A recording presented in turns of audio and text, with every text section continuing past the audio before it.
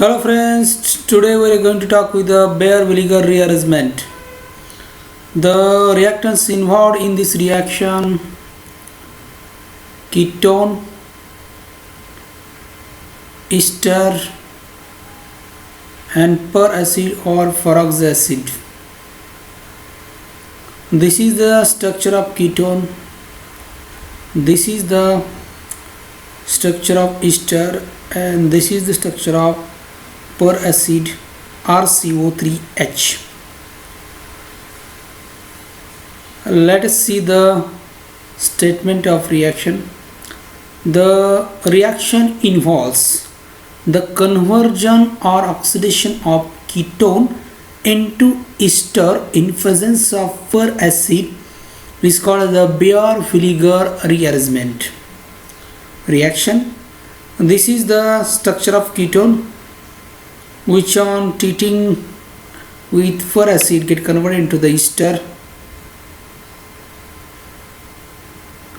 Okay, so let's see the mechanism. Lone pair of oxygen of ketone attracts the proton from peracid, and such type of the structure of ketone is formed with conjugate base of peracid.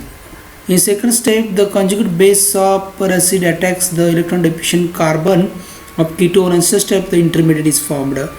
In the second step, such type of the R alkyl group get transferred or migrated towards this oxygen, and lone pair get shared within the between the oxygen and carbon, and such type of the group get eliminated, and it forms the such type of the intermediate which on deprotonation get converted into the ester. Okay, so in this rearrangement, such type of the ketone is converted into the ester, is called the beer vinegar rearrangement. Let us see the characteristic.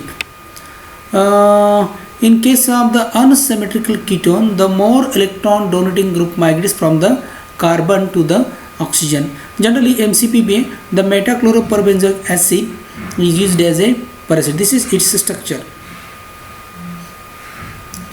Application: